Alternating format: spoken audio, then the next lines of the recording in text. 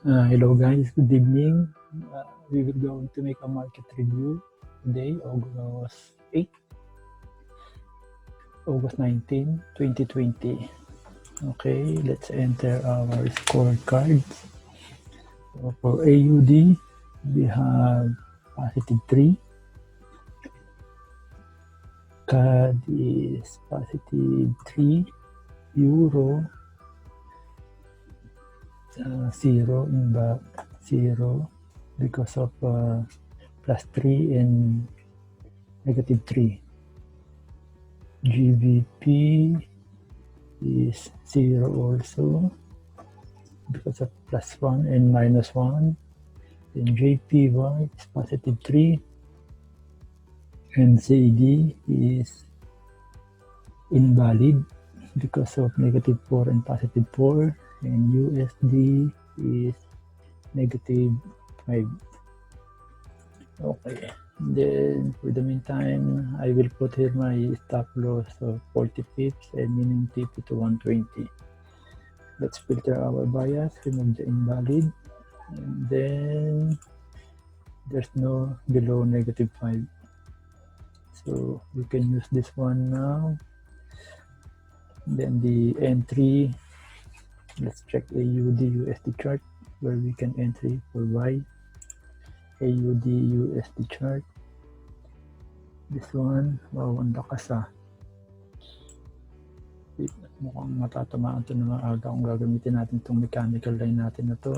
So, pero ilayo ko muna yung naka-pending order. I-refresh natin yung chart. Dapat tatlo yung box na makikita natin rito pag sinum out natin sa 1 hour. Ayan, tatlo yung box. So, okay yan. So, this is a buy. Lagyan natin yung order natin rito sa lower itong box na to. Then, lagyan natin siya ng stop loss. Stop loss. Press natin doon sa Excel para mag-generate ng stop loss na 40 pips. So, 0.70932. 0.70930. 0.7930. 0.7930. Tapos possible TP natin dito. Ito yung pangalawa, yung 72 to 72. 72 to 72, pumapatak siya ng 95 pips.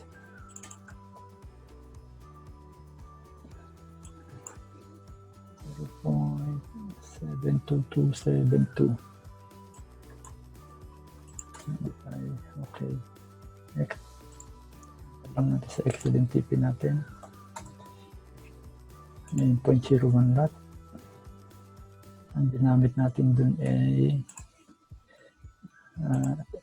enter execute mechanical lines. Ang result is wala pa, pending pa yan. Okay. Next is Euro USD. Euro USD. Tapos natin yung back lines and back set. So, pwede tayong ano nito, discount 1, 2, 3, 4, 5. Nakaka 5 days na to na rally. 1, 2, 3, 4, 5. Kaya may nandiyon na siguro for correction.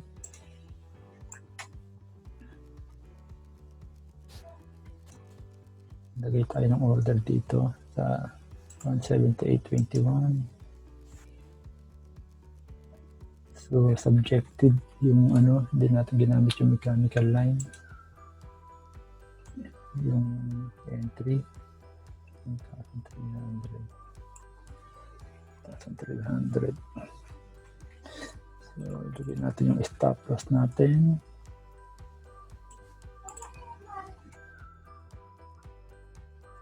Ulit na lang natin dito. Entry natin. So, pwedeng 1.8 74, 174, 24.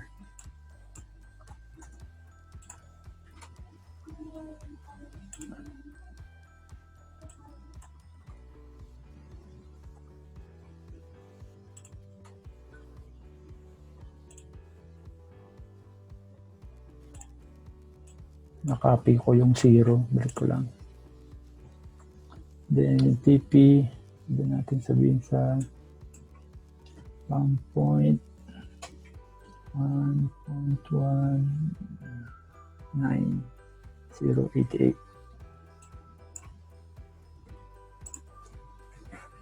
Okay, TP, enter lang natin dito sa Excel natin. So 0.01 lap dyan. So mamaya subjective entry, hindi pa yan open, pending pa yan. Okay, next is GBP USD. GBP USD.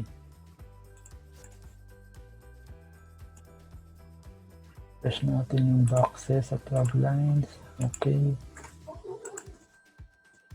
It's already this a buy also. 1, 2, 3, 4. Ang 4-day rally na to. So, medyo malapit na to. Try natin dito subjective entry na lang ulit. 134,480.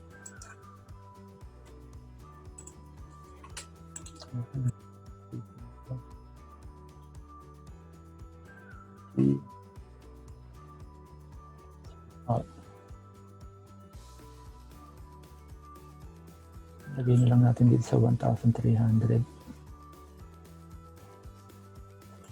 Yan, around dyan. And then, GBP USD buy. Lagay natin yung stop loss. Stop loss is 1.29826.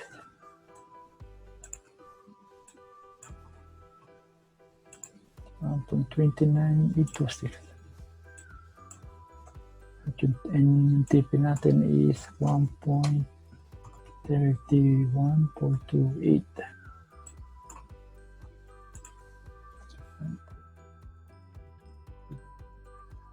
How much it is? So 119 pips, 400 pips stop loss.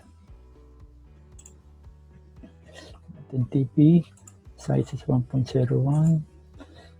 Mechanical line yung ginamit natin. Subjective. Pending order pa to. Next, USD CAD. USD CAD.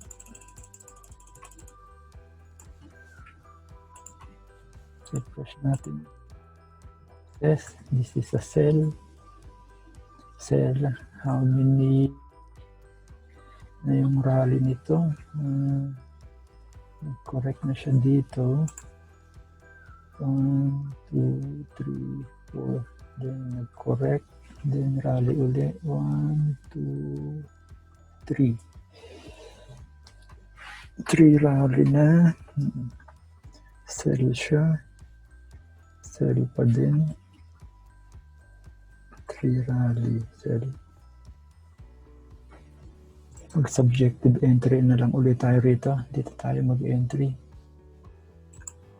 Subjective entry, sell limit. Modify natin order. Paste natin sa Excel para makuha natin yung stop loss.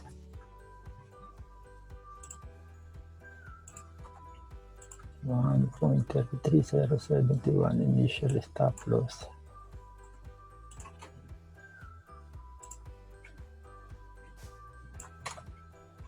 And take profit 31 18 518. Measure natin kung ilan.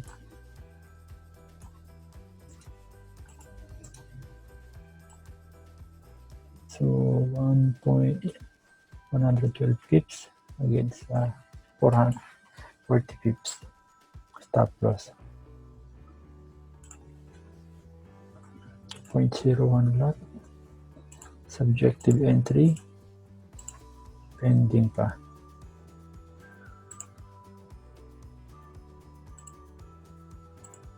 Next, USD/JPY. USD/JPY. Sell. Refreshed indexes.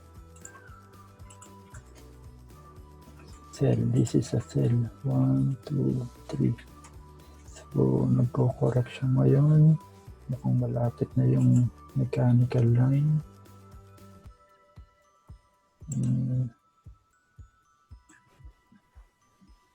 Naliit na ng reward.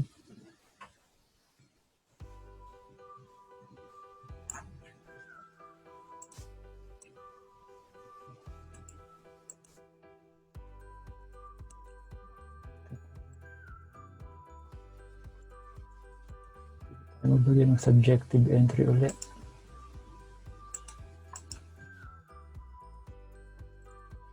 I-limit natin dito. Enter natin yung stop loss.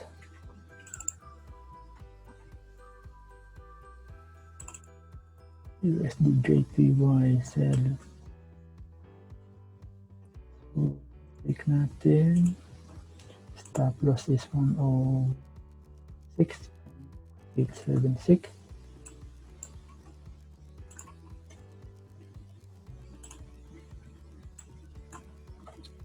Our TP is 105.738.